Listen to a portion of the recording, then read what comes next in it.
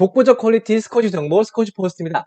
자, 오늘 라이브는 대한민국 스쿼시 국가대표팀을 맡고 있는 감독님, 강호석 감독님이 나오셨어요. 그래서 제가 오늘 주인공이라서 화면에 저는 이렇게 조그맣게 이렇게 숨어 있고 강호석 감독님은 크게 이렇게 해놨습니다.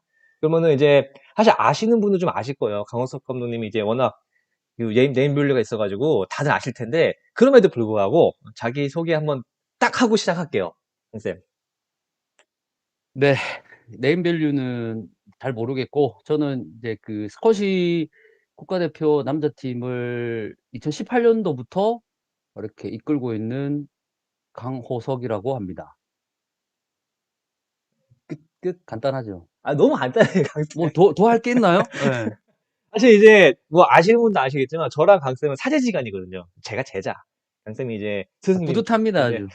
예. 근데 뿌듯해야 되는데 제가 더 잘해야 되는데 잘 못해가지고. 아유, 되게 근데 뿌듯하지. 진짜 그 캐나다 토론토 대학에서 지금 여자 스쿼시 선수들을 가리키고 있으면 나로서는 영광이 영광. 다 잘 배워서 그런 거예요. 강쌤한테 잘 배워서. 자, 아무튼간에 이제 축구로 어떻게 치면은 백핸드 그렇게 못 쳤는데 캐나다 가가지고 어떻게 백핸드를 그렇게 잘 치게 됐어? 비쌌어요. 돈이 많이 들었어요. 일단 돈이요, 돈. 아니, 돈 주고 배웠다고 그거를? 예. 아니, 원래 이제 강쌤한테 배워야 나한테는 왜, 되는데 한국에 있을 때 강쌤 말을 안 들어하고 제가 말을 너무 안 들었어요. 이제 옆에 있던 세은이는 말을 정말 잘 들었고, 이게 잘 됐잖아요, 걔는. 근데 저는 말을 안 들었잖아요. 잘 됐지. 예. 저는 말을 안 들었잖아요. 이거 안 되잖아. 그 세연이랑 같이 운동했었나? 우리 그린에서 했죠. 예. 아, 맞네. 세연이랑 같이 예, 운동했구나. 종명이, 세은이, 선미 있을 때. 유라 나중에 늦게 맞아, 맞아. 들어오고. 그 중에서 음, 백핸드 제일 못 쳤지. 뭐. 제일 못했죠. 말 잘 들어야 근데 돼요. 영상 보니까 잘하더라, 이제. 아이, 멀었어요. 제가 주인공은 아니에요. 제가 주인공 아니고, 강쌤이 주인공이니까. 자, 채팅창 계속 올라오고 있으니까 여러분들 질문 있으면요. 채팅창에 딱 올려주시면 제가 바로바로 반영해갖고 이제 여쭤볼게요. 축구로 따지면 벤투 국가대표 감독이 나온 거랑 똑같다고 보시면 돼요. 종목만 다를 뿐. 물론 이제 강쌤이 만드신 단어 중에 그 비인기 종목을 떠나서 무관심 종목이라는 얘기를 강쌤이 만든 적이 있는데 지금도 그래요? 무관심 종목이라는 게 사실 뭐, 이게 우리나라 체육계에서 무관심이냐가 아니라 사실은 우리 자체 내에서 무관심이지 않을까 이런 생각도 옛날에 해봤습니다. 스쿼시 하는 왜냐면 사람들끼리. 뭐 그동안에 뭐 우리 선수들의 경기력이 뭐 차이가 많이 나서 그런지 모르겠는데 좀 이렇게 그 우리나라 그 주요 선수들에 대한 관심도가 사실 예전에는 그냥 그 말을 제가 했던 거는 2011년도니까. 근데 지금은 우리 선수들 경기력도 많이 올라와 있고 또 동호인분들이 이제 많이 관심을 가져주는데 코로나만 아니었으면 더 좀 아, 확대되지 않았을까. 음, 전국체전 100회 대회 때 깜짝 놀랐잖아, 내가. 내가 서울. 그때 그 정성수 부천장 오시라고 해갖고 오셨는데, 근데 자랑스럽게 이야기했지. 딴 데는 전부 다 학부형들 아니냐고. 우리는 다 지금 지방에서 올랐는데 우리 동호인분들이라고. 그러니까 이제는 무관심 이런 걸 떠나서 오히려 이제 스쿼시가 조금 더 가능성이 더 많지 않나.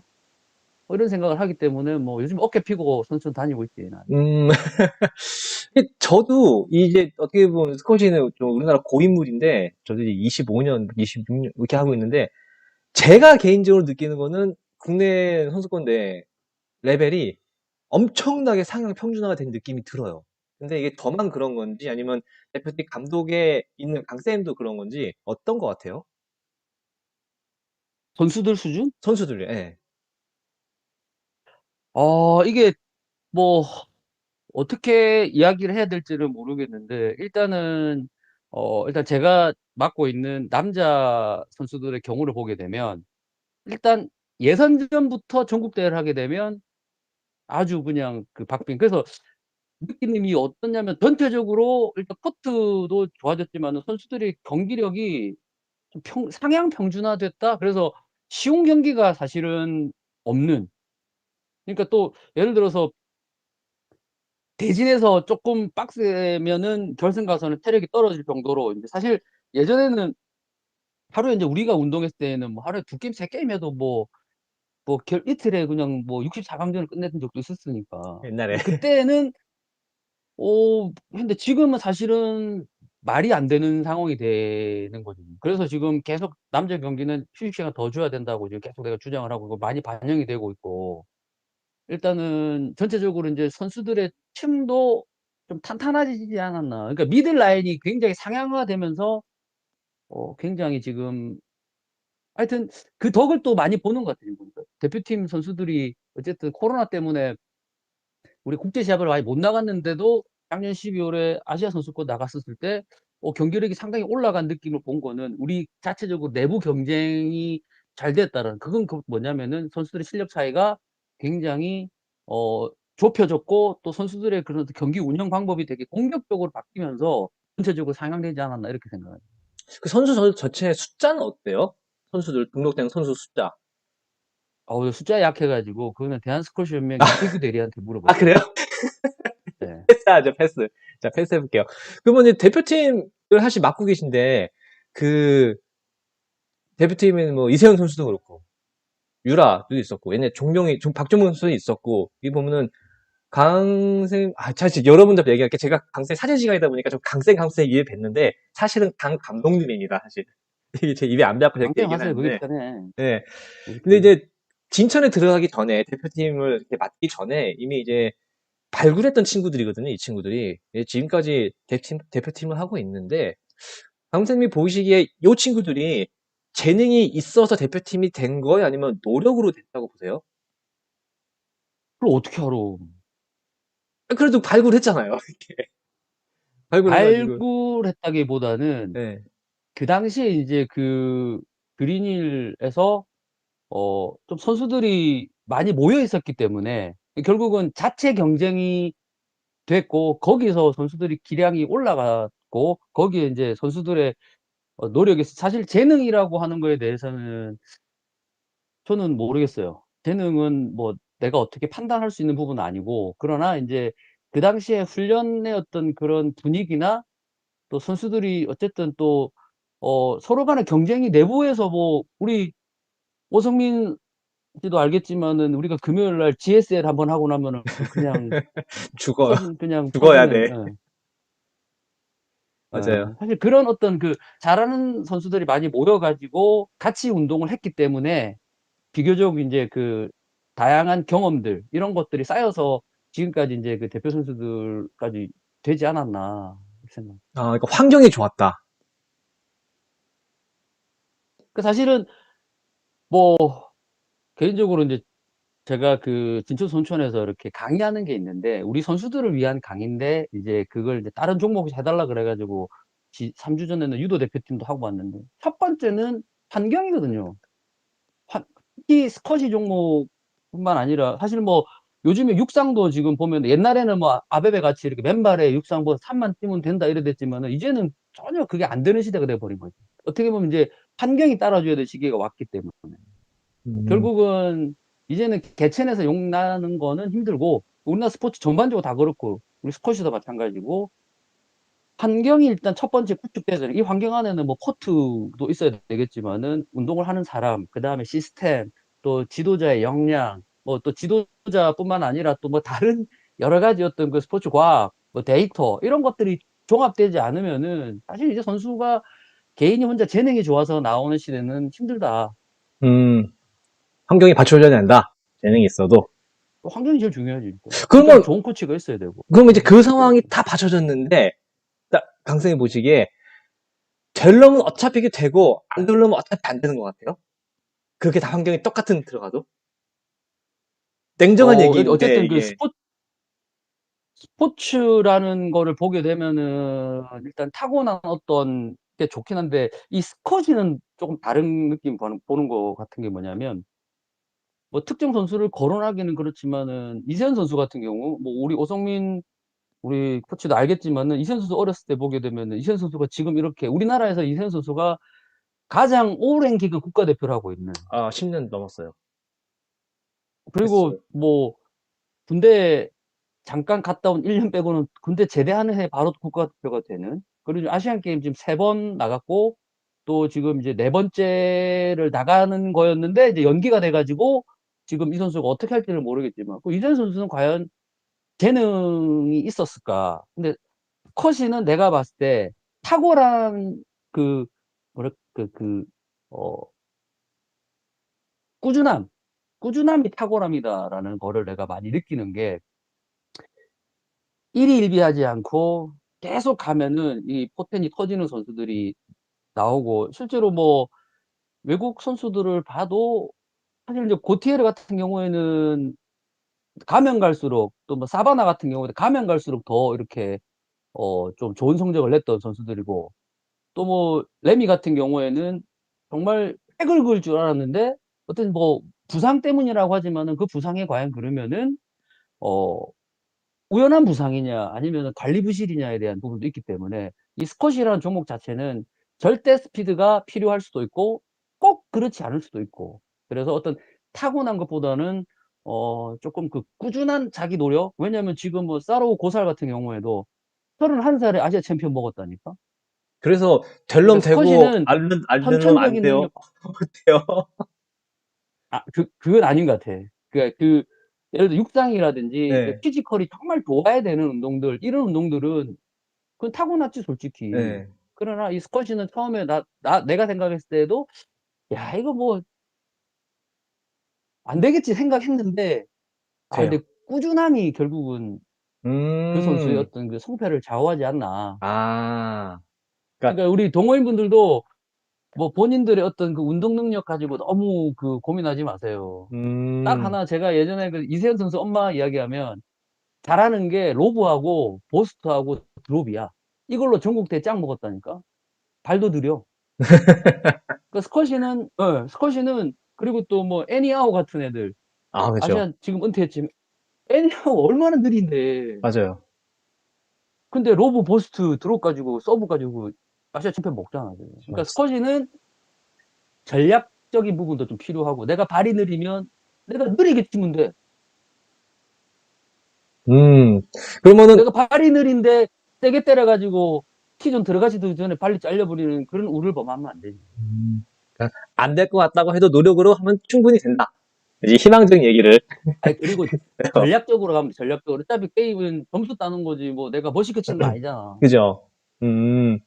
그러면은 사실 애니하고 얘기 나온 김에 그 강성현 무식의 그 피지컬 있잖아요.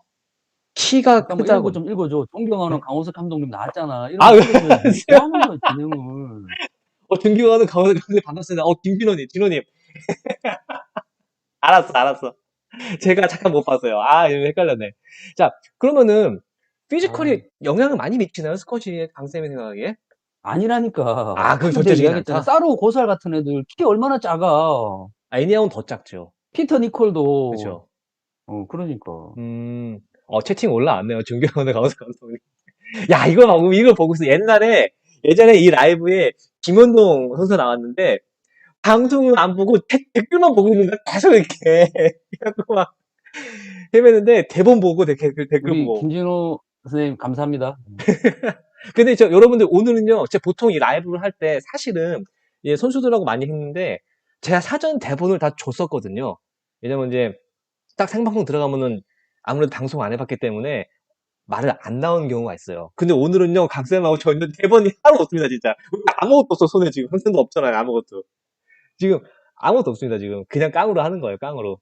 자, 그러면은, 말 나온 김에 우리가 그 방송 들어가기 전에 우리 둘이 잠깐 하던 얘기가 있는데, 나주영 선수가 지금 몇 시간 전에 우승을 했어요. 아시아 주니어 17세.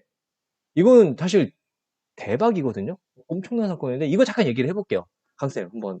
우리나라가 어떤 뭐 오픈 대회라든지 뭐 홍콩 주니어 오픈 뭐 이런 어떤 그 대회들에서는 우승을 했지만, 일단은 그 국가 대항전, 그러니까 태극기를 가슴에 달고 코리아를 대표해서 나가는 국가 대항전이라고 하죠. 그게 선수권. 그죠? 아시아 선수권에서 여자 개인전에서 예전에 그 송선미 선수가 개인전에서 준우승한, 저기 동메달 딴 거랑, 그다음에 그 당시에 여자 단체가 은메달. 단체전은, 그쵸. 사실은 그게 최고 선수였고, 그다음에 이제 청주, 그 2018년 청주 아시아 선수권에서 여자 단체가 은메달. 사실 이제 그때에는 그 커먼웰스 게임이랑 겹쳐가지고 말레이시아나 인도는 오지도 음, 않았고, 약간 좀 음, 우리한테 찬스였던. 그렇게 따진다 그러면 어쨌든 나주영 선수의 17세부 우승은 우리나라 역사상 일단 첫 우승. 사실 아까 페이스북 그 시상식 중계를 보는데 태극기가 올라. 다른 대회는 보통 이제 그렇게 그 대회를 가더라도 아시아 선수권 하더라도 뭐 애국가를 울리고 국기 개양 같은 건 안 하는데 태국은 이번에 그걸 하더라고. 근데 애국가 올라가고 막 뭉클한 거예요, 이게 지금. 이 뿌듯하죠. 모습을 내년에 항저 아시안 게임에서 봐야 될 건데. 아, 아시안 게임, 그죠. 그 아시안 게임이 연기가 됐는데, 그, 우린 사실 보통 다른 종목, 야구, 뭐 일단 이런, 나주영 것까지 좀 더 각오하시죠. 왜 이렇게 아, 나중 급해? 할까요? 예, 가봐요, 예. 아니, 왜냐면 이건 지금 사실 오늘 우리는 되게 지금 스쿼시 인뿐만 아니라 네. 또 우리 동호인 분들이나 이런 분 봤을 때 어쨌든 나주영 선수의 이번 우승은 굉장히 이제 한국 것이 특히 이제 여자 선수들은 어쨌든 계속 성적을 냈던 반면에 우리가 남자는 아무래도 개입이 좀 있었는데 주영이가 이렇게 또 잘해서 사실은 또 하나의 또 터닝 포인트가 되지 않았을까. 그 맨날 갭이, 맨날 나가가지고 지고 있으면은 다들 주리 주니어 선수들도 외국 선수들에서 뭐 지겠다 이렇게 하는데 나주영일 때 우승을 했어. 그러면 밑에 그 나주영 친구들이나 그 또래나 그 밑에 있는 애들은 나주영이 목표가 되는 거야. 나주영하고 목표를 해버리면 그 수준이 아시아 탑 레벨로 가는 거니까. 이거는 상당히 의미가 크지. 근데 그 갭이 뭘까요? 여자 선수들이 성적이 애들에 비해서 좋았던 그 갭이 뭘까요, 그러면? 일단 여자는 파키스탄이 일단 운동을 안 해. 이슬람이기 아, 때문에. 거기는 여자 안 시키죠. 예, 그다음에 쿠웨이트도 안 해. 그다음에 뭐 카타르도 안 해. 다 안 해 그냥. 이란은 요즘에 이제 하게 되는데. 여자는 아시아에서는 어쨌든 그 홍콩, 말레이시아, 인도 셋 이외에는 이제 우리나라, 일본. 만약에 파키스탄이나 저기 중동 국가들이 같이 스쿼시를 했다고 하면은 남자처럼 우리도 많이 좀 경쟁의 어떤 경우가 좀 많았을 건데. 아, 그러니까 이게 이슬람 애들이, 맞아요. 이슬람 애들이 여자들을 운동 안 시키니까 종교 그게 걔네들 좀 그런데, 선수가 운동 안 시키다 보니까 당연히 수준이 낮을 거고, 경쟁이 좀 덜 치열하니까, 하나의 사실 음, 빅3는 원래 이제 파키스탄, 홍콩, 말레이시아, 인도가 되게 잘했는데 그쵸. 여기에 파키스탄이 어떤 이슬람이기 때문에 여자 선수도 운동을 빼죠. 안 해. 그러니까 그쵸. 그 자리를 이제 우리나라랑 일본이 이제 다퉜던. 그래서 그쵸. 우리나라하고 일본하고 이 동메달, 헝가리하고는 이제 개입이 좀 차이가 그쵸. 많이 나는 동메달인 거예요. 그쵸. 아, 그렇게 됐다. 음, 그 나주영 선수가 이번에 우승했는데, 뭘 잘한 것 같아요? 일단 뭐 내가 경기를 가서 이렇게 직접 보진 않았는데 이제 네. 이렇게 페이스북 중계나 이렇게 나주영 선수뿐만 아니라 이제 이민우 선수 물론 이제 내가 오늘 이제 그 스포츠 조선에 기사를 하나 청탁을 해서 아마 그 기사가 내일 나올 건데 나주영 선수하고 이민우 선수 둘 다 보게 되면 MZ 세대의 전형적인 그러니까 얘네들이 잘하는 거는 내가 나야 그냥 내가 아마 이민우나 뭐 아시아 선수권 이야기도 좀 이따 하겠지만 이민우나 나주영을 데리고 이야기했으면 당당해. 얘는 아마 저기 그 쇼박이하고 쳐도 자기 플레이하고 나올 애들이. 네, 그렇게요. 그 옛날에는 이미 내가 우리 선수들한테 하는 이야기가 야, 게임은 나랑 하는 거지 상대방하고 하는 게 아니야. 네가 백날 그 분석해봐야 대안 있냐고. 아, 대안 없는 분석을 왜 하냐고. 근데 얘네들은 누구랑 치더라도 자기 거 하고 나와. 그러면, 세연이는 안 그랬어요? 뭐 세현이도 안 그렇지. 세현이도 뭐 어, 잘하긴 하는데 네. 그 세대의 선수들은 아무래도 우리 그러니까 지금 내가 이제 뭐 작년에 저 전국체전 학술 대회에서 발표했을 때도 제3의 선수라고 이야기를 하는데 우리나라는 이제 음, 제3의 선수를 받아들여야 된다고 코치들이 그 이 제3의 선수를 이해하지 못하면 선수들한테 왕따 당할 수 있다.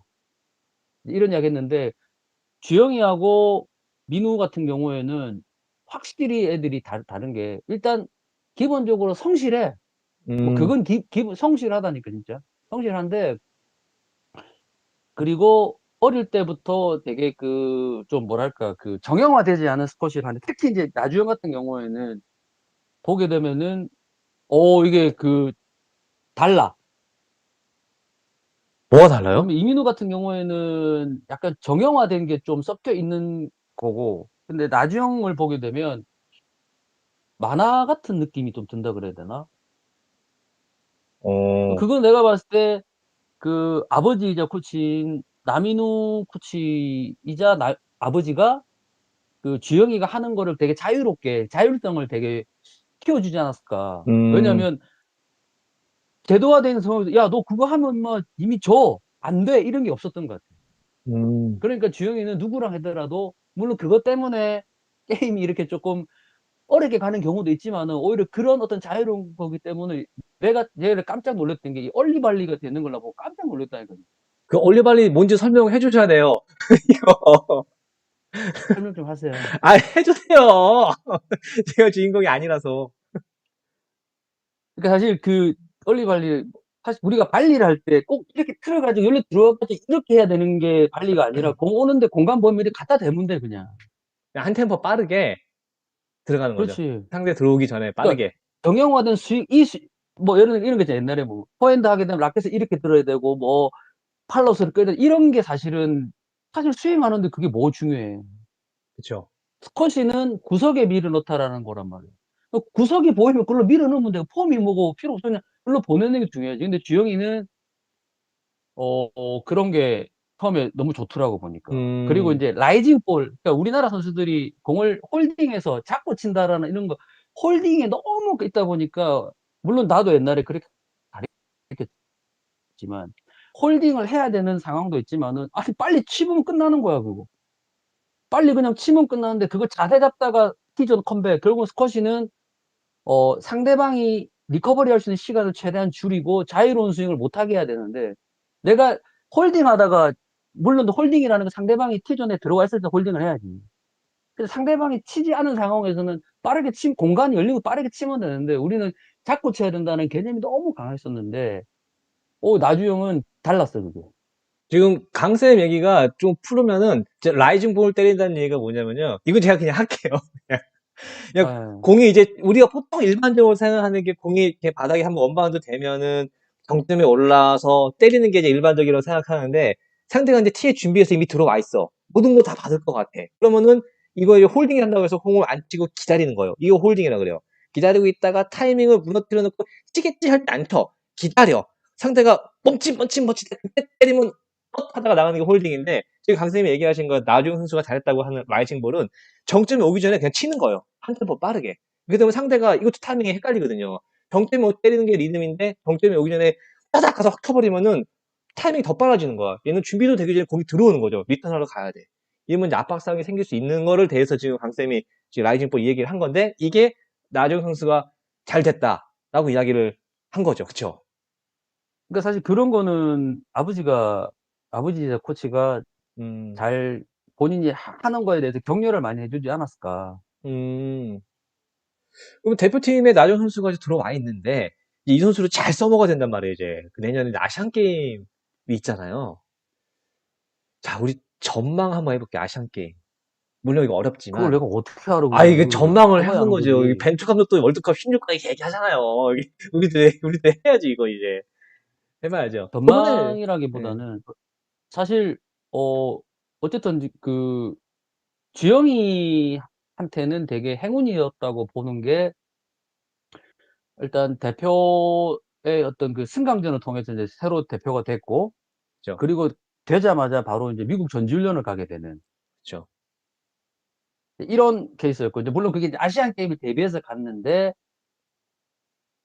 일단 내년 아시안 게임은 일단 모르겠어요. 왜냐하면 이 멤버 그대로 갈지 아니면 이 멤버에 대해서 평가전을 할지 아니면 제로에서 선발전 할지 그거는 이제 대한스쿼시 경기력 강상위원회에서 이제 결정을 할 건데 아마 멤버에 대해서 이 멤버가 바뀔 수도 있고 뭐 하기 때문에 어느 멤버로 가느냐에 따라서 또 예상은 달라지겠지만 전체적으로 봤을 때의 여자 선수들은 충분히 일단 메달권에 가고 혼합복식 같은 경우에는 처음 생긴 거죠, 서로가 이게. 모르기 이번에. 때문에 그죠. 이건 일단 제로 베이스고 남자 같은 경우에는 이제 제가 이제 뭐 이제 남자 팀을 맡고 있기 때문에 사실 정확하게 말씀드리면 남자는 작년까지 제 생각에는 한 8강 단체전 기준으로 8강, 개인전 기준으로 8강, 요 정도가 아마 되지 않을까 생각을 했었는데, 작년 12월 달에 아시아 선수권 때 뭐 페이스북 중계도 봤지만은, 그때 우리 멤버가 4명 나가야 되는데 3명이 나왔거든요, 3명.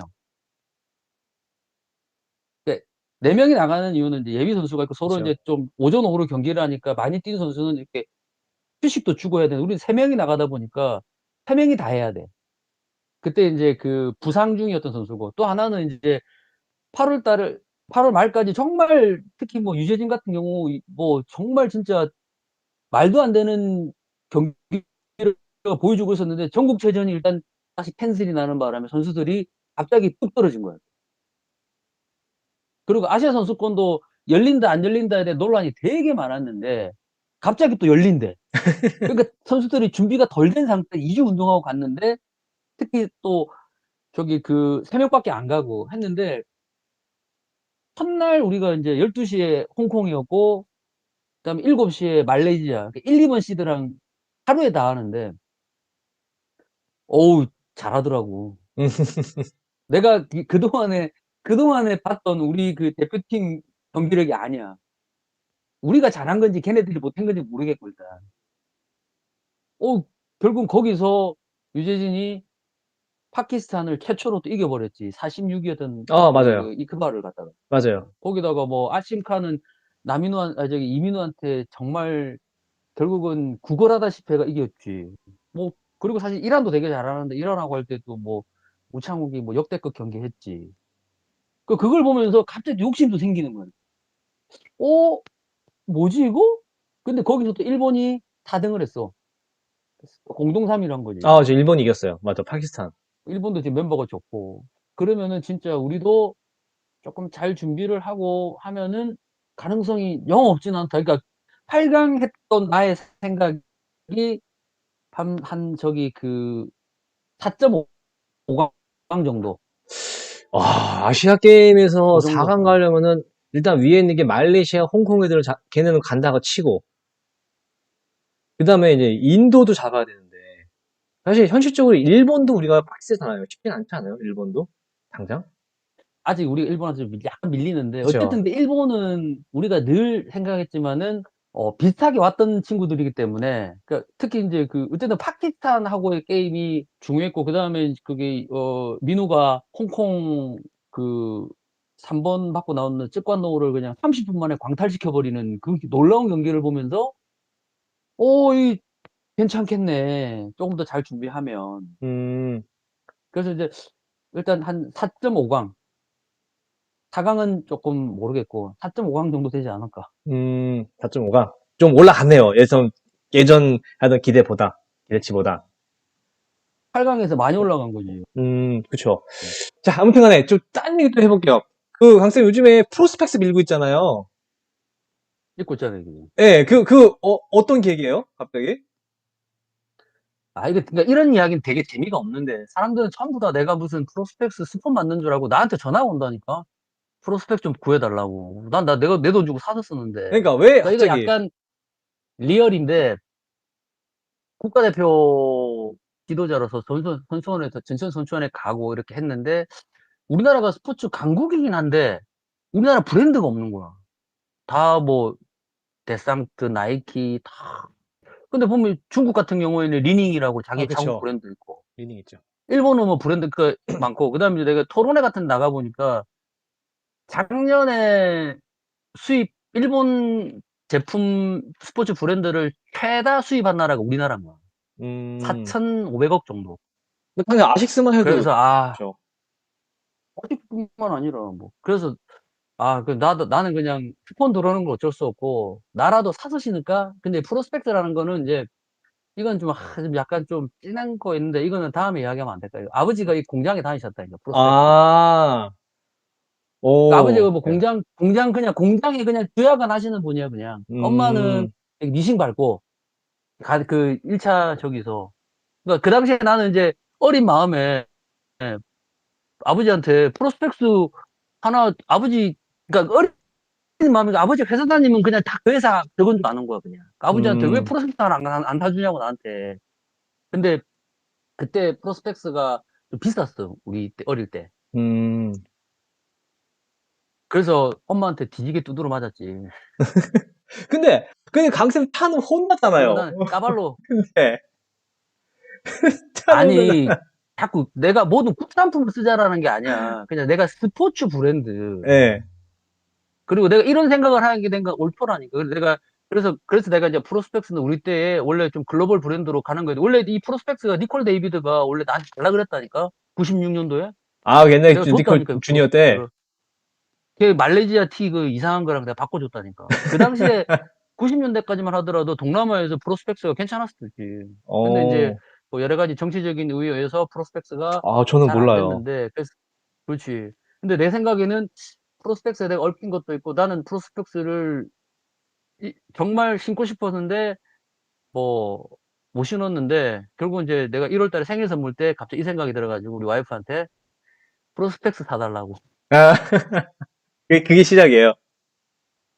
그래가지고 그냥 나 혼자 그냥 악마는 프라다를 입지만 나는 프로스펙스를 한다, 이렇게 했는데, 음, 근데 그게 또 좀, 주변 사람들이 반응이 좀 있어가지고, 근데 실제로 사실은 이제 프로스펙스, 제가 아는 그 스포츠 기자 형님이 프로스펙스 연결해준다고 해서 대표팀 한번 연결해줄까 이렇게 했는데, 네.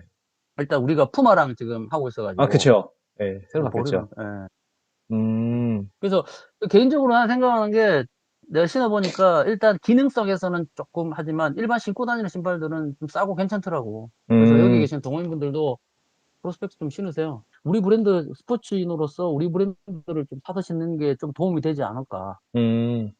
대표팀 이제 얘기 잠깐 해보면은, 이제 강도 높은 웨이트 트레이닝을 많이 시키잖아요. 남자팀 훈련 중에. 이거 백그라운드 스토리가 어떻게 돼? 그러니까 어떻게 하다 웨이트 트레이닝을 강도 높게 하게 됐는지, 이거 좀 궁금해요, 하거든요. 그러니까 이게 지금 뭐 웨이트 트레이닝에 대해서는 되게 지금 뭐 긍정적이다 아니면 또 너무 지나치게 많이 한다고 하는데 나는 일단 지나치게 많이 한 적은 없고 첫 번째는 뭐냐면 이제 태권도 여러분들이 이제 아시겠지만 그 우리나라가 2012년도 런던 올림픽 태권도에서 남자가 노골드 여자 황경선이 금메달 하나 땄는데 2016년도에 5명 출전해가지고 금메달 2개에 동메달 3개로 전원 메달을 땄단 말이야. 이 부활의 키를 누가 갖고 있었냐? 지금 동국대에 있는 김원호 교수. 그 사람이 미국에서 공부하고 들어와가지고 태권도 감독을 3년 따라다녔다니까, 자기 담당 연구원. 발차기 10,000번 하면 필요 없다고, 이제는. 발차기는 100번만 해도 되지만은 근력을 키워야 된다. 왜냐하면 외국 선수들이, 예전에는 기술력이 없지만은 지금은 유튜브나 뭐 우리나라 지도자들 워낙 많이 나가기 때문에 기술력에서는 이제 변별력이 없고 결국 힘 좋은 애들이 기술력이 좋아지니까 우리가 밀리는 거다. 그래서 우리가 역으로 힘을 길러야 된다 이랬는데 그 김원호 교수가 그 당시에 이제 박정광 총감독을 3년을 따라다닌 거지. 근데 그분이 웨이트 트레이닝을 8주, 그 태권도가 그 오전에 발차기 안 하고 웨이트를 한 게 그때가 처음이라 그러더라고. 그리고 나서 부활을 했는데 이거는 뭐 스토리는 기니까 일본 유도도 똑같이 부활했고 일본 유도도 사실은 첫 번째 했던 게 뭐냐면은 이노우에 코세이한테 이노우에 코세이가 제일 먼저 똑같은 이유로 코칭 스태프로 그 유도 선수 출신의 전일봉 보디빌더를 코치로 만들어서 몸을 바꾸는 작업을 했는데 허시는 유재진 선수가 한국 체대를 떨어졌지 옛날에 아, 박정명한테 져가지고 중앙대 갔죠. 예, 그 재수해가 간 거고 그리고 나서 이제 유재진이 그린으로 찾아왔지. 운동하겠다고 자기가. 그래서 이제 운동을 같이 이제 시키면서 그때 2014년도인가? 아, 15년도인가? 15년도네. 그때 이제 그 박종명하고 이세현은 군대 가서 박종명하고 고용주하고 유재진을 태능 선수촌에 이제 그때 이제 그 연구원이 그 김원호 교수가 그 지금 스포츠 정책과학 연구원 연구원이었는 태능 선촌에서 있었기 때문에 내가 부탁을 했지.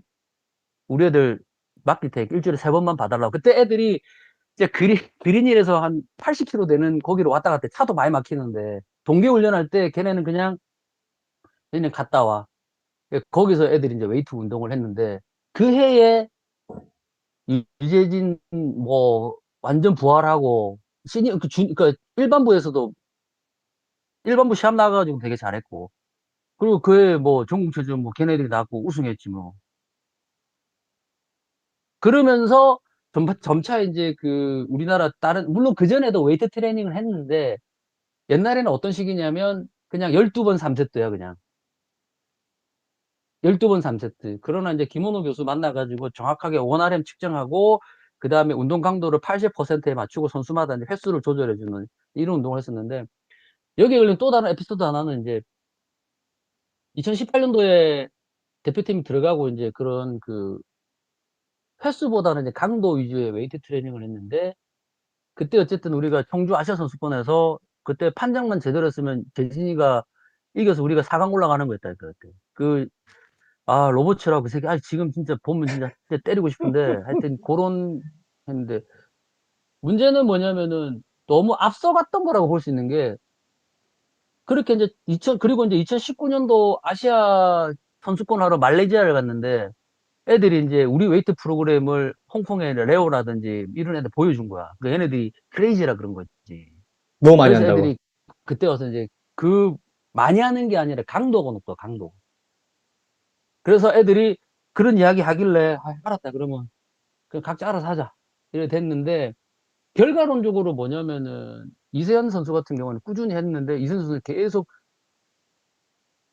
그 꾸준함을 계속 유지했고, 뭐, 2019년도, 2020년도 이세현 선수가 되게 잘했고, 탑 찍었었고, 그리고 코로나가 끝나고 난 다음에 누구지, 뭐, 데스오키나 뭐 이런 애들이 보게 되면 몸이 상당히 좋아졌더라고. 지금 사실은 이제 엔요 같은 경우에도 잘 안 되는 이유가 참 안타깝지만 엔요는 너무 얇아. 그러니까 공이 힘이 없다니까. 그러니까 로브라든지 컨트롤만 가지고 가는 거는 이제 안 된다니까. 그냥 투수가 160으로 계속 던지는데 어떻게 그걸 치겠어. 그러니까 지금 아쌀 같은 애들 보고 그 다음에 누구지 저거 정말 누구 폴콜 운동하는 거 봐봐. 뭐 크로스핏 뭐 그러니까 지금에 와서 보게 되면은 좀 내가 앞서갔던 거고 또 하나 내가 조금 실수했던 것 중에 하나는 선수의 약간 대별화를 내가 못 시켰던 거. 음, 그런 건데, 고강도 웨이트라기보다는 특히 이제, 이번에 이제 내가 또 계속 공부를 하면서 느꼈던 부분들은, 뭐, 이거는 이제 뭐, 여기 계시는 여러분들이, 어, 좀 팁이 될 수도 있는데, 최근에 제가 하는 이야기는 스쿼시는, 이건 약간 리얼입니다, 리얼. 스쿼시는 라켓을 들고 공을 치면서 하는 웨이트 트레이닝인 거야. 왜? 우리가, 우리가 웨이트 트레이닝 가게 런지 하죠, 런지. 그죠. 스쿼시는 모든 게 런지인 거야. 그쵸. 모든 게 런지야. 그래서 뭐 이번에 미국 갔을 때 드렉슬 대학 그 수도 코치하고도 좀 이야기했지만은 지금의 제가 보는 관점은 이제 스트렝스 훈련을 해야 되는데 힘을 기르는 거죠. 그러면은 일단 횟수는 5회, 최대 5회. 그다음에 운동 강도는 85%에서 음, 90%. 그러니까 5회 이상 넘어가지는 않고 대신에 3회를 해도 돼요. 그리고 한 번 하고 난 다음에 휴식 시간을 좀 더 잘 갖고, 그 다음에 이거를 뭐, 세트 수는 뭐 5세트나 6세트 정도. 우리는 이런 거 있잖아요. 우리가 뭐 근지구력 기울이겠다고, 뭐 운동, 자기 자신의 최대 근력 원RM의 50%나 40%를 가지고 20번 하고 있죠. 필요 없습니다. 오히려 부작용이 있고. 그리고 왜냐면 우리는 컷이 치면은 웨이트를 한다니까, 지구력 웨이트는. 그 개념을 저는 이제 바꿨죠. 근데 음, 그렇게 해서 이제 올 초에 이제 유재진 선수를 데리고 그렇게 이제 돌려봤는데, 미국 가서도 그쪽에 있는 브리지시라는 그 코치의 생각도 거의 같은 것 같아. 그리고 이제 제가 그 책을 좀 보면 주변에 이제 뭐 또 후배한테 책을 좀 읽어보니까 그런 과정 안에서 저도 이제 5년이라는 기간 안에 그런 고강도 웨이트에 대한 부분들에 대한 이론이 좀 정립이 됐죠. 음. 그 미국에 이번에 전지훈련 아시안 게임 대비해서 갔던 거, 그러니까 그러면 네. 지도이 가장 힘든 선수는 글로 갈게. 주덕이 가장 힘들었던 선수. 네. 아, 누구였어요? 누굴 것 같아요? 아니, 모르니까 물어봤지. 여러분들이 누구였어요? 봤었을 때 누구였어요? 지금까지 왜 대표팀에서 많이 해보셨을 텐데. 사실 지도하기 가장, 그러니까 이거는 사실은 좀 이야기를 하긴 근데 엘모 선수인데 이세현은 아니에요. 엘모 선수인데 그 선수는 이승택, 어 이승준, 뭐 L 하여튼 많잖아요. 뭐 엘모 선수인데 이건동, 많다. 예. 어쨌든 뭐 이건동은 내가 가르친 적이 없고 음, 아무튼 엘모 선수가 가장 힘들었다고 하겠습니다. 뭐 이유는 여러 가지 이유들이 있지만 네, 그거는 노 코멘트. 내가 볼 땐 이승택, 이승준 중에 한 명이다. 지금 제가 볼 땐. 대표팀에는 이씨 몇 명 없거든요. 그 누가 제일 좋았어? 제일 수월했어요? 와, 뭐 누가 제일 예, 수월했냐고요? 예. 아니 사실 뭐 대표팀 들어와 있는 선수들은 이미 기량들이 올라와 있는 선수들이기 때문에 뭐 딱히 지도를 한다라는 이런 건 없어요. 그냥 그 코치에서 이제 선수들이 궁합이 이렇게 있잖아요. 플레이어하고 코치하고의 궁합. 다 좋아요. 다 좋고 뭐 아무튼 그 전체적으로 이제 그 선수들 성향들이 각자 이렇게 다 자기 목표들이 있어가지고 뭐 게을름 피우는 선수 한 명도 없어요. 그쵸. 그러면 다 대표팀 올라온 사람들인데 다. 그쵸. 또 있어요, 질문. 밸런스 밸런스, 균형을 예. 맞추기 위한 웨이트 트레이닝의 필요성은요. 아까 얘기하셨는데 엄청 중요하다고 스쿼시. 아, 근데 스쿼시는 탁구나 배드민턴 이런 유사 종목하고는 달라요. 우리는 아까도 얘기했지만은 제가 그 스쿼시는 그 런지라 그래. 런지 동작이 끊임없이 반복되는 거란 말이에요. 그 그쵸. 심지어 빨리 갔다가 런지하고 들어와야 돼요. 그렇기 때문에 이거는 엄청 중요하죠. 그러면, 그 오히려 저는 크로스컨트리나 특히 이제 우리가 지속주는 사실 스쿼시에서는 굳이 필요가 없다. 오히려 선수들한테 지속주라는 건 오래 달리기, 오래 달리기. 막 여러분들 막 산 뛴다 그러더라고, 동호인들이. 뭐 그분들은 하셔도 네. 되는데 혹사다, 그거는. 음, 예, 스쿼시장에서 열심히 쳐도 체력 훈련은 최고다는 게 왜냐하면, 어, 그 우리가 이제 그 진천 선천에 들어가지고 올 초에 진천 선천에 지금 새로 오신 선장님이 그 LA 올림픽 금메달리스트인데 옛날 생각을 하시는 거야. 그래서 이제 옛날에 그 태릉 선천에서 불암산 달리기가 있어가지고 아침마다. 진천 선천에서 무이산 크로스컨트리를 이제 하는 거지. 근데 스쿼시는 항상 체력이 약하다, 뭐, 니네는 운동 열심히 안 한다, 뭐, 이런 선입견이 좀 있어. 그랬는데, 그랬는데, 박정민 선수가 가볍게 뛰었는데 3등 한 거야. 그냥 간발의 차로. 그리고 이제 엄하영 선수가 올라온 건데, 이건 되게 재밌는 게 이제, 그, 레슬링의 그, 김승철 선수라고, 레슬링 자유형 선수가 되게 친해, 이제. 옛날에 같이 있을 때 막, 승철이가 갑자기 이제, 나는 이제 그, 초입에 있었고, 이게 지도자들이 이렇게 입구 이렇게 중간중간에 이렇게 선수 통과하는 거 체크해야 되는데, 나는 초입에 있었는데, 이제, 승철이가 갑자기 내려오더만, 갑자기 나한테 그런 거야. 감독님, 저 졌어요, 이러는 거야. 그렇지, 네가 치지, 임마. 우리 그 박정명이라고 얼마 잘 뛰는데. 그러니까 아니요. 여자 선수 있잖아요. 그러니까 진짜? 누구? 그러니까 화영이가 전체 65명 중에 18등인가 하고 여자 1등 했지, 여자 1등. 그 다음에 여자 2등이 허민경이야. 오, 근데 어마영 밑으로 우리가 알고 있는 그런 레슬링 선수들이 두루룩 치고 있는 거예요. 와, 그 어마어마하네. 이후로 그 이후로 나는 이제 당당하게 그 뭐 전문위원들이나 촌장님도 뭐 하지만 보셨죠? 커시가 운동을 적게 하는 게 아니라고.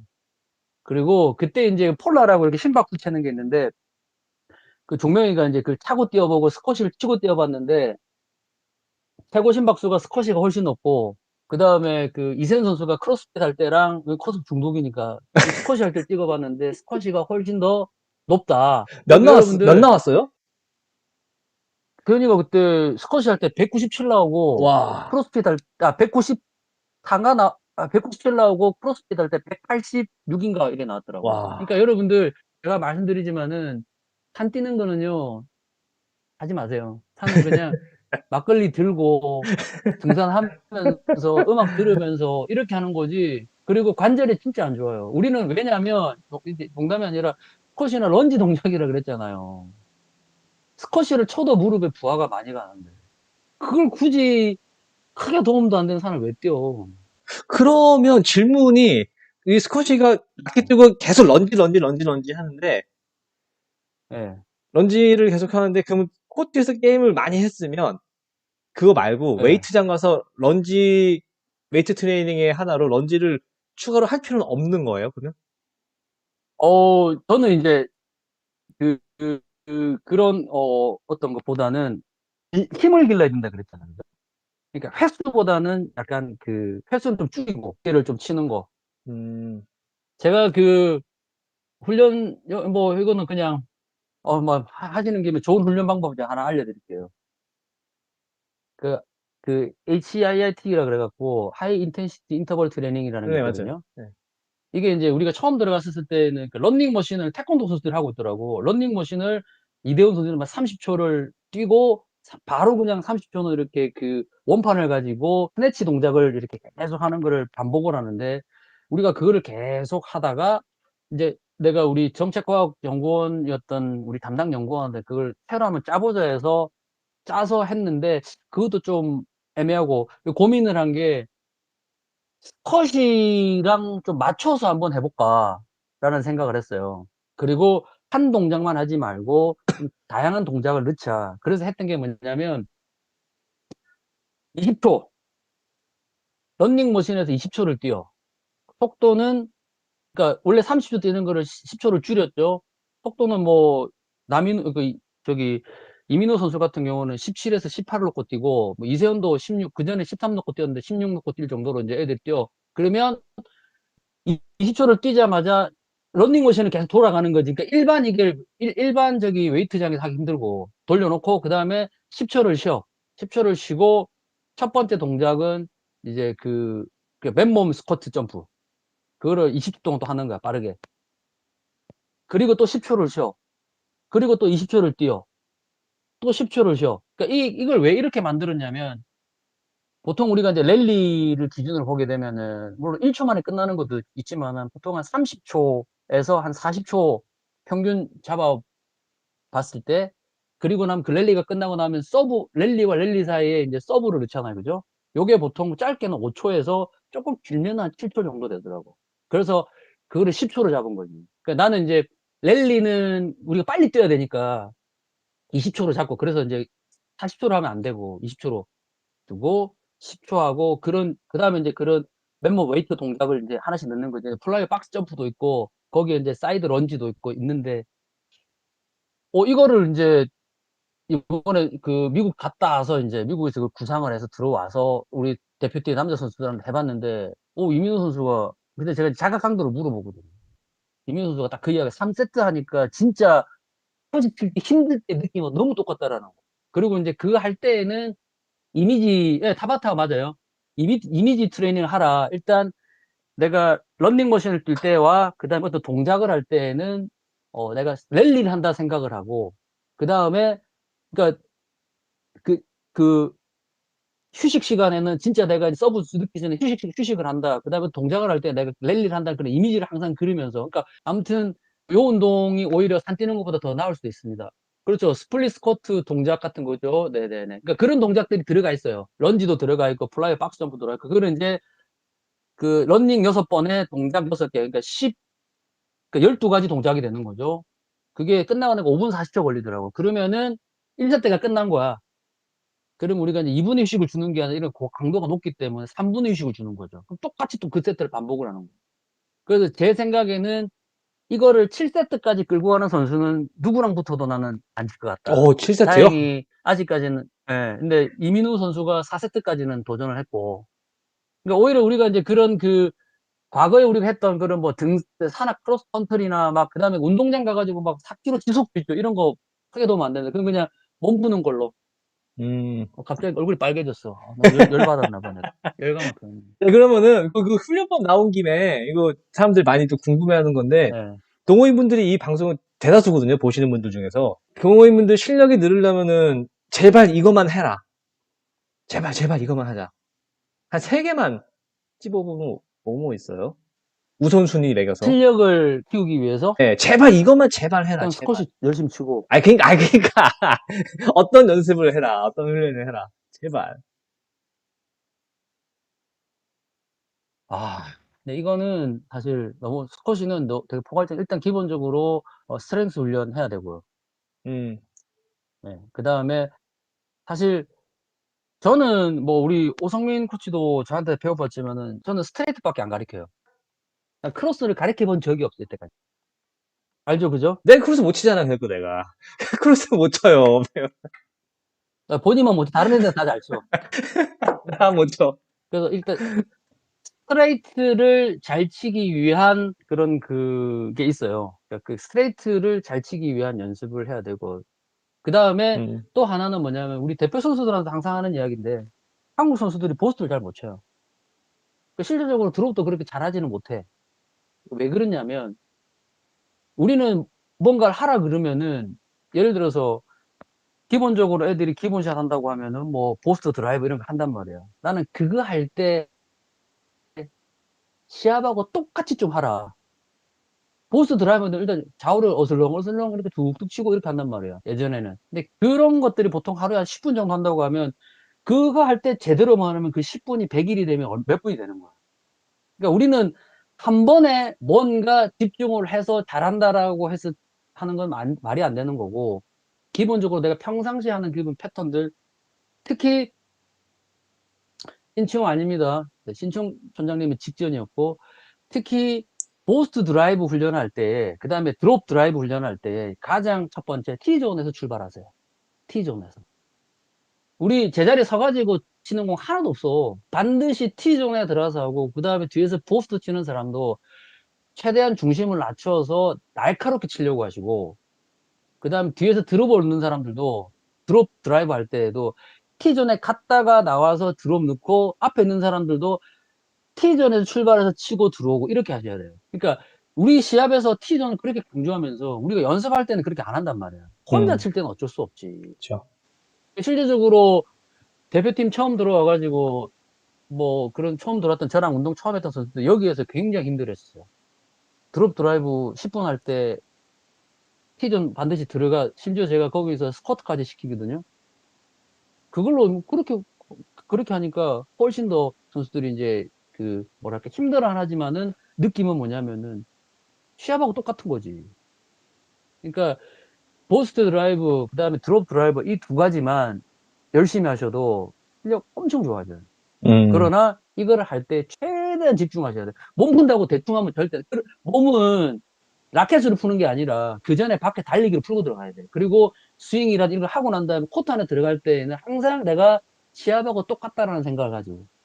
그리고 시스템도 시합하고 똑같이 티존 놨다가 나가는 거예요. 이거를 10분씩만 한다 생각해 보세요, 이거. 그렇죠. 음, 그 꾸준함. 그러니까 꾸준함. 항상 요게 중요하죠. 또 댓글에 질문 또 올라왔어요. 답변이 됐나, 이게? 아, 충분히 했어요. 예, 충분히. 예. 질문 또 올라왔어요. 댓글에. 그냥 뭐, 나주영 선수와 이민우 선수 대표팀 합류, 템포가 확실히 빨라진 것 같은데, 이에 따른 긍정적인 효과는? 아니, 긍정적인 효과 우승했잖아, 지금. 그리고 이민우 지금 끌고 다니잖아, 지금. 그죠? 반작용은 없을까요? 없지. 음, 상향 아니, 평준화. 지금 잘하고 있는데, 뭐. 서로 경쟁이 빡세지니까. 아니, 그러니까 저기, 실제적으로 이민우 선수가 처음에 대표팀 이제 됐었을 때, 일단 기본적으로 그 제가 이제 이원석 그 코치한테 물어보니까 이민우 선수가 웨이트 트레이닝에 대해서 약간 좀 거부 반응이 좀 있다 하더라고. 공 치고 뛰는 것만 좋아한다 그러더라고. 그래서 내가 1월 달에 그 작년 1월 달에 줌으로 불러가지고 왜 해야 되는지를 진짜 1시간에 걸쳐서 이제 쫙 설명을 해줘요. 그리고 나서 믿고 해보라고. 지금은 제일 열심히 하죠. 결국은 작년에 이민우 선수가 올해까지 잘하는 이유 중에 하나는 첫 번째는 일단 몸에 힘이 붙었던 거. 두 번째는 이민우 선수가 뒤로만 치는 스타일이었거든. 그리고 크로스히터.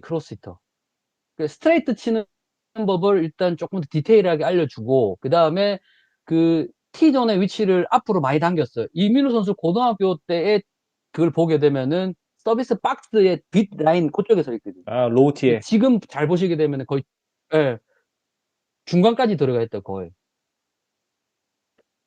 그러니까 그런 것들이 이민우 선수 가르쳐지면서 템포가 빨라지고, 음, 조금 한 가지 더 이제 가야 될 거는 발리 횟수가 더 나주형처럼 더 과감해져야 된다. 이게 음, 지금 계속 주문하는 거고. 사실은 템포가 빨라져가지고 반작용은 없어요. 왜? 이민호 선수나 나주영 선수 그 정도 체력을 갖고 있기 때문에. 체력이 안 되는 사람은 빨리 칠 수도 없어. 체력이라는 건 지구력이 아니라 순간적인 스피드나 파워나 어떤 이런 것들이 복합적인 건데 그런 훈련들을 하기 때문에 그럼 결국은 빨리빨리 치니까 얼마나 힘들게 상대방은. 더 그쵸. 힘들지. 그쵸. 빨리 뛰어다니네. 다음 질문 또 있어요. 그 무릎 연골 뭐요? 얘기인데, 다음 질문 또 있어요. 그 선수들 예. 연골 상태, 이게 신체적인 상태 체크를 하는 건지, 훈련이나 대회 후 회복하는 노하우가 있는지, 뭐 물어본 댓글이 있어요. 그거는 솔직히 진짜 되게 트레이너분한테 가셔야 돼요. 일단은 무릎 연골에 대해서는 일단 무릎이 일단 약한 분들은 엉덩이 근육이 약한 거예요. 엉덩이 근육. 그러니까 내가 무릎이 좀 안 좋거나 연골이 조금 부담이 가는 분들은 이 엉덩이 근육, 대둔근이죠. 엉덩이 근육하고 그다음에 그 우리가 햄스트링이라는 거랑 그다음에 대퇴사두근 음. 여기를 굉장히 강화하셔야 돼요. 그다음에 이제 사실 뭐 저 같은 경우에는 운동량이 많진 않아요. 그래서 선수들이 무릎에 그 연골에 대한 어떤 그런 부담을 좀 느낄 수 없는 그런 이야기 해야 되나? 옛날에는 사실 제가 이제 그런 혹사를 많이 시켰는데 지금은 예, 그렇게 사실 운동 시간이 그렇게 안 많아요. 남자 선수들은 한 1시간 반? 대신에 쉬는 시간이 없지. 그 집중해서. 1시간, 어떨 때는 뭐 1시간 할 때도 있고. 연골에 대해서 회복을 어떻게 하느냐 이런 부분이 있는데 사실 이 부분도 지금 이제 되게 논란이 되는 것 중에 하나가 이제 우리가 뭐 일단 저는 일단 아이싱 운동 끝나고 나면 이제 선수원에는 그 얼음 기계가 있거든요. 그래서 항상 선수는 아이싱을 하라고 하죠.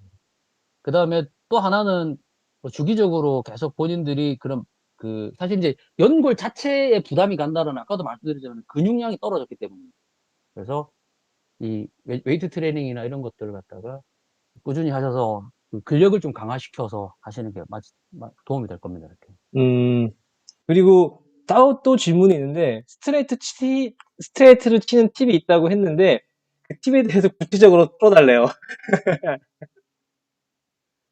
이건 솔직히 이렇게 뭐 말로도 풀어주기 힘들고요. 언제 한번 기회 되시면 현장에서 보시죠. 음, 중요한 거는 일단은 뭐 논란이 될 수는 있지만은 어 우리가 그 T존으로 빨리 가야 된다 그러잖아요. 그죠? 근데 T존으로 빨리 가야 된다는 생각 때문에 그렇다고 하면 T존으로 깊게 들어가지도 않아. 빨리 가고 곧 반밖에 안 가. T존으로 빨리 가야 된다는 생각 때문에 공을 치기 전에 일단 T존으로 가 중심. 그러니까 백핸드 기준으로 보게 되면 몸이 열려버리는 거지. 뭐 무릎도 먼저 일어나고. 거기서 어쨌든 우리가 스윙을 하게 되면 다 이렇게 원을 그리게 돼 있거든요. 특히 포핸드 같은 경우에는. 근데 거기서 내가 히팅하기 전에 중심이 먼저 일어나 버리게 되면 그냥 크로스 아니면 뭐 스트로크 걸리는 거지, 이렇게. 그래서 제가 생각했던 부분은 이제 제가 이거를 2016년도인가? 그때 이제 제가 좀 생각을 했던 건데, 허시가 뛰는 운동이냐, 공을 치는 운동이냐라는 의문을 가져봤어요. 왜 애들이 혼자 칠 때는 잘 쳐? 근데 시합만 가면은 왜 스트레이트가 안 되지? 그래서 이제 뭐 동영상도 보고 했는데, 제가 어느 날 이제 그때 이제 골프를 시작할 때인데, 골프를 치러 가가지고, 골프를 해도 먼저 일어나면 안 되더라고. 일단 정확하게 공을 탁 때려야 되더라고. 그때 딱 생각한 게, 그렇지. 디딤발을 공을 칠 때까지 피지 말자. 그래서 애들한테 계속 그걸 강조한 거예요. 그 다음에 이 골반, 저는 이제 골반을 이야기하는데, 골반이 빨리 열리는 사람들이 많아. 결국 골반이 열렸다라는 건 이미 오픈이 됐기 때문에, 거기서 내가 힘을 강하게, 살살 치면은 뜰 수 있지. 그런데 힘을 강하게 딱 했을 때는 크로스 방향으로 날아간다라는 거예요. 그래서 저는 이제 애들한테 이야기한 게, 코시는 공을 치는 운동이냐, 뛰는 운동이냐, 라고 이야기했을 때 애들이 둘 다가 맞죠. 둘 다가 돼야 되는데. 그러나 근본적으로 공을 일단 잘 쳐야 돼. 내가 T존에 빨리 가려고 몸이 빨리 열리거나 빨리 일어나서 공을 쳤었을 때에 아무래도 우리가 확률상 이 벽에 붙을 확률, 벽에서 떨어질 확률이 높죠. 그죠? 이런 상황에서는 내가 빨리 갈 수 있는 기회조차 없어. 왜? 상대방이 발리를 끊어버리니까. 그러나 내가 공을 정확하게 치게 되면은 상대방이 빠지기 때문에 내가 조금 늦더라도 그렇다고 뭐 공 치고 가만히 있으라는 거 아니에요. 공을 치고 난 다음에 빨리 가라는 거예요. 요 개념을 조금 이해하시고, 그 다음에 이제 골반이나 이런 부분에 대해서는 라켓, 그 다음에 이제 라인 잡는 게 있는데, 뭐 이런 것들은 사실 여기서 제가 좀 이렇게, 더 설명하기 힘들고, 일단은 저는 공을 치고 난 다음에 움직여라. 공을 정확하게 히팅하고 난 다음에 움직여라. 이 정도면은 스쿼시는 공을 답이 치는 운동입니다. 됐겠는데요. 예. 뛰는 운동 아닙니다. 예, 오성민 선수 같이 저렇게 뛰면 안 돼요. 저는 발로 쳤죠, 스쿼시를 발로. 공을 잘 치면 뛸 일이 없는데, 공을 못 치면 뛰어야지. 어떻게 할 수 없지. 대충 우리가 지금 방송을 감독님에게 오성민이랑 그런 거 왜 물어봐? 사실 그 오성민 우리 그 오성민 그 코치가 성민이지 그냥 성민이 되게 좋은 게 뭐냐면요 스쿼시에 대해서 미쳐 있는 사람 중에서 이렇게 미쳐 있는 사람 보기 드물어요. 그리고 또 하나는 이제 그 본인이 이제 캐나다로 가서도 되게 열심히 하고 또 이제 저한테는 또 좋은 게 뭐냐면은 국제적인 제가 뭐 한국말은 잘해도 영어를 못 하거든요. 잘. 근데 이제 뭐 중요한 거는 예를 들면 이제 오승민 우리 성민이한테 메일 보내가지고 좀 자문도 구하고 뭐 그리고 이제 뭐 그 저 마크 웨이 강의 듣다가 나에 대한 놀라움을 한번 느꼈었고, 그지? 그죠? 오성민이 저한테는 이제는 동반자죠. 딱 한마디로 이야기하면 뭐 스승과 제자 이런 거 이제 떠났고 스쿼시인으로서 동반자. 그러니까 서로 간에 어떤 어, 존중하고 의견도 주고받고 정보 교류도 하면서 저 안에 또 든든한 또 후원자? 뭐 이런 개념이죠, 저한테는. 거의 우리 1시간 반 얘기했는데, 이거 사람들이 제일 많이 들어오는 질문이 있어요. 진짜. 체력 스쿼시를 해야 되냐, 기술 스쿼시를 해야 되냐. 기술 스쿼시죠. 기술 스쿼시. 들뛰면 되니까. 잘 치면 그렇죠. 들뛴다. 예, 이런 말하면 웃기지만, 주인 의식을 갖고 하라고. 노예처럼 하지 말고. 주는 대로 받아가지고 하려고 하지 말고, 내가 뿌리라고, 아, 공을. 그냥 머슴 스쿼시 나온다, 얘 또. 머슴 스쿼시. 그 사실은 이제, 이런 게 있어요. 정확성에 대해서 제가 선수들한테 이야기를 할 때, 우리 선수들이 대부분 다 이렇게 게임 피딩을 해주잖아요. 정말 기가 막히겠죠. 근데 시합에서는 왜 안 될까? 결론은 뭐냐면, 내가 상대방이 치는 공을 빨리 가서 기다리면 돼. 그러니까 빨리 가서 기다리려면은 우리가 보고 판단하고 실행해야 되는데 어쨌든 그 움직임에서는 결국은 체력적인 부분이 필요해. 특히 파워가 힘이잖아요. 힘은 그 파워라는 개념은 시간의 개념이 들어가는 거예요. 그냥 근력은 그냥 근력인 거고 파워는 시간의 개념이 들어가는 스피드가 들어가는 거죠. 그러니까 파워를 힘으로만 보시면 안 되고 순간적으로 빵 나가는 거 있죠. 그죠? 이런 것들인데 그러니까 이런 어떤 부분이 있으면 기본적으로 체력은 동반이 돼야 되는 거고 그러나 내가 체력이 있기 때문에 계속 받는 스쿼시는 특히 ASB나 저기 코트텍에서는 절대 금물이에요. 저기 보드 코트에서는 가능해. 모두는 다 튀어나오니까. 어차피. 스쿼시의 재미는 뭐 하여튼 좀 상대방 놀리고 타이밍 잡아 속이고 이런 게 재미지. 남이 속인 거 내가 역동작 받을 때도 중요하지만 저는 오히려 그런 것보다는 조금 더 공격적으로 가야 된다. 그 스트렝스 얘기 나온 김에, 그러면 우리나라 대표팀 선수들도 상향 평준화 돼갖고 많이 좋아졌는데, 우리 보면은 뭐 PSV 보면 뭐 알리바락이나 그 레벨 있잖아요. 그 레벨 애들하고 우리나라 대표팀하고 그 차이점은 그런 스트렝스가 차이가 난다고 보시는 거예요, 그러면? 일단 뭐 그 레벨하고 우리가 기본적으로 다 차이가 나죠. 다 차이가 나고 첫 번째는 뭐냐면 아까 말했듯이 이집트가 왜 잘하고 브라질이 축구를 왜 잘하느냐 환경이라니까 환경. 음. 브라질은 그냥 어릴 때부터 그냥 뭐 공을 차 그냥 다 자유롭게. 이집트 주니어 대회만 해도 300명 나오고 내가 그때 2018년도에 그 왈리드라고 그 사람이 되게 유명한 그 이집트 알렉산드리아 지역에 이집트는 이제 카이로파하고 알렉산드리아파가 있는데 알렉산드리아파 쪽에서 이 사람이 되게 유명한 사람인데 이 사람 체력 코치예요. 뭐 쉐빈이나 이런 애들 그 사람한테 하는데 그냥 카이로에서 일주일 동안 투어를 다녀도 한 달을 다 못 돈대 그냥 거기. 그러니까 기본적으로 차이는 스트렝스 차이냐 이런 게 아니라 싸움은 횟수의 차이예요. 오늘 제가 이제 그 남이 이제 스포츠 조선의 전영기 부장이라고 이분이 되게 유명한 기자인데 우리 스쿼시 기사를 한번 나주형 걸 내가 써달라고 부탁을 하면서 했던 게 뭐냐면 지금 탁구에 이제 김나영이라고 있어요. 김나영. 신유빈 말고 김나영. 근데 김나영이 지금 고등학교 진학을 안 하고 바로 실업으로 갔는데 이 친구가 지금 뭐 세계 랭킹 뭐 넘어간 이런 애들 때리고 6연승인가 지금 하고 있어. 근데 그 기사에 보면 뭐가 나오냐면 올해 유승민 회장이 프로리그를 출범시켰어요. 프로리그 탁구에서. 그러니까 프로리그를 하면서 이 친구가 되게 많은 경기 경험을 한 거야. 언니들하고. 그러면 나주영 선수는 어떻느냐? 나주영 선수도 작년부터 잘했고 올해 국가대표가 돼서 국가대표 형들하고 같이 게임을 많이 했단 말이야. 그리고 미국 가서 또 미국에 있는 대학 선수들을 게임 많이 했다라는 거야. 결론적으로 뭐냐면 차이는 환경이에요, 환경. 그 환경적인 요인 때문에 이제 예를 들면 우리가 이제 그런 어떤 그 상황에 대한 이해 능력이 떨어지죠. 이 음, 상황에서는 내가 드롭을 쳐야 되는데 거기서 드라이브를 친다라든지 이거는 좀 빨리 가야 된다라는 이런 어떤 그 상황에 대해서 시야가 좁고 두 번째 크게 봤을 때는 지금 이집트 스쿼시가 왜 잘하냐면 특별한 기술이 없어 걔네는 공이 너무 세 낮고 빠르게 빵빵빵 때린단 말이에요. 그러다 보니까 지금 아시아에서 그동안 했던 그런 여자 선수 보세요. 고아라든지 이런 애들 얼마나 공이 세. 그렇죠. 그러니까 뭐 보스트라든지 뭐 이렇게 뭐 컨트롤러들이 지금 어떻게 손을 쓸 수가 없다라는 거죠. 음, 결국은 그런 스트렝스적인 부분들도 되게 크죠, 이렇게. 결국은 또 스트렝스로 가네요, 또. 일단, 여기는 볼 파워가, 아니, 지금 남자선, 지금 보세요, 지금. 엔요 같은 애들, 안타깝지. 가면 음, 그냥 떨어지잖아, 이렇게. 전체적으로 스키가 이집트 애들이 보게 되면, 실제로 보시잖아요. 와, 몸이 장난 아니야, 진짜. 우리 뭐, 오코치 잘 알잖아. 우리가 이번에 미국 갔었을 때 이런저런 이야기 하다가, 거기에 이제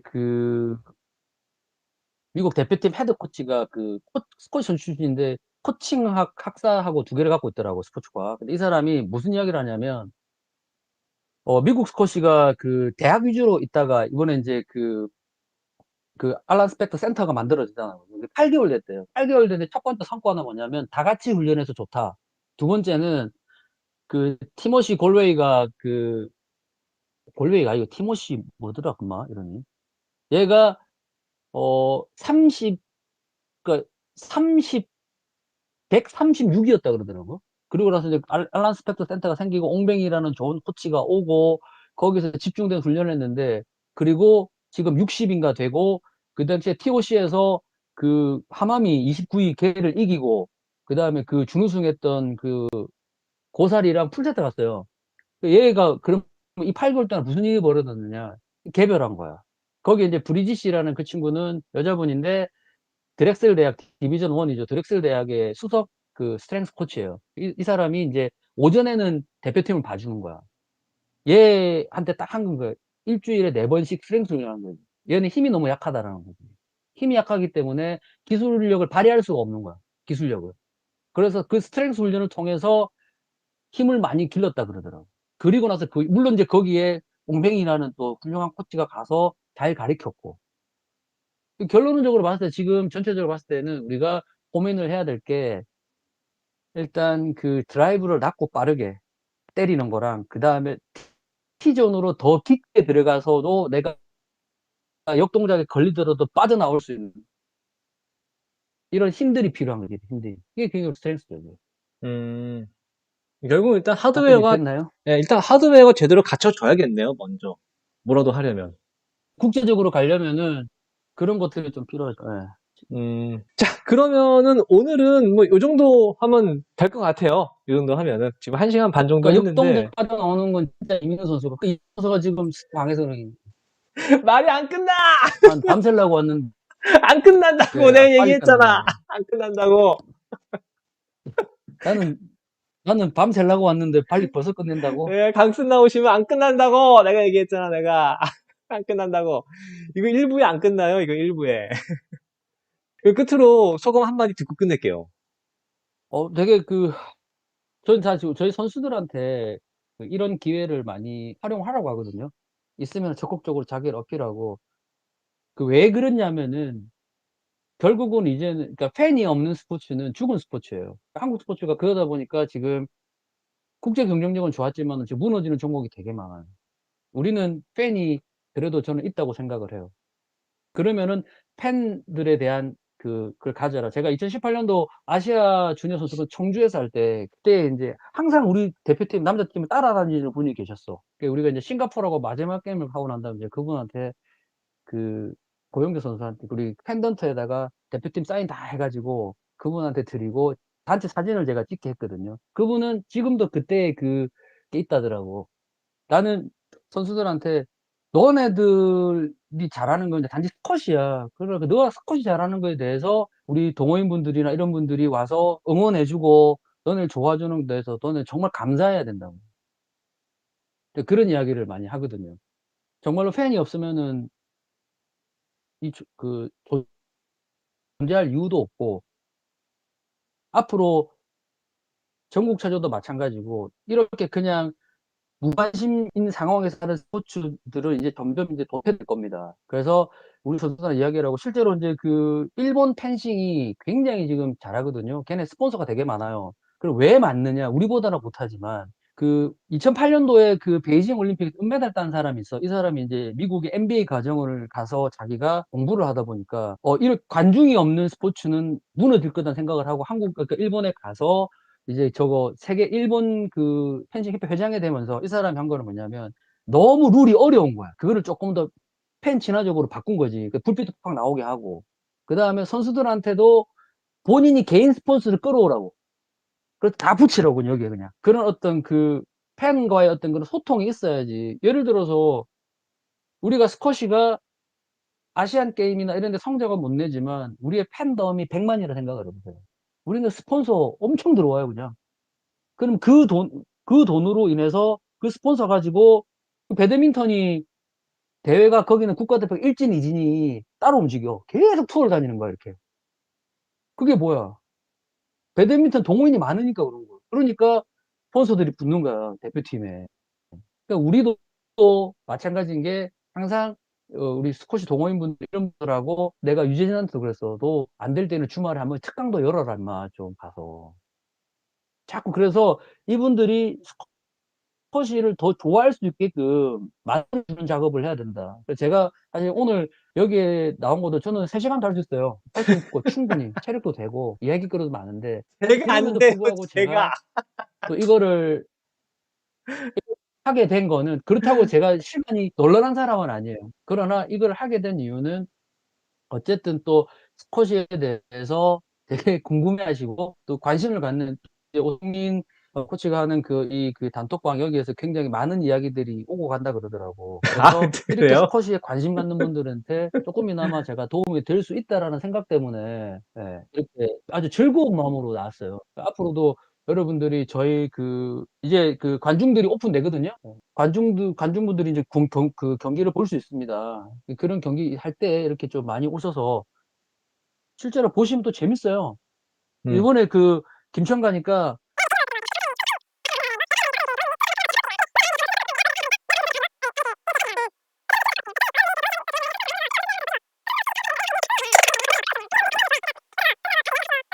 쪼끔이라도 이렇게 팬덤이 좀 좋아지고 했으면 좋겠어요. 야, 이거 방송 끝날 때 돼 갖고 소감했더니 이거 소감 한마디만 5분 동안 했어요. 여러분, 우리 오늘 이거 대본 없는 거예요. 대본 없는 거예요, 진짜. 그냥 한 겁니다. 근데 이런 어떤 류의 방송들이 쪼끔 더 이렇게 잘 돼서 또 우리 선수들도 좀 적극적으로 자기를 어필할 수 있게끔 네. 하고 또 우리 동호인분들하고도 스킨십이 될 수 있는 저는 오늘 너무 좋았습니다 이렇게. 네. 좀 아쉽네. 한 3 시간 작정했는데 끝난다 아이, 제가, 그러니까. 제가 다음에 다시 또 초대할게요. 이거는 내가 알고 있었어. 한 번에 안 끝나. 그러면, 감사합니다. 그럼 여러분들 유튜브는 이것으로 끝으로 하고요. 좋은 밤 되시고, 다음번 라이브에는 또 다른 주제를 가지고 찾아뵙도록 하겠습니다. 시청해주시는 분들, 여러분, 감사합니다. 안녕히 네네. 계세요.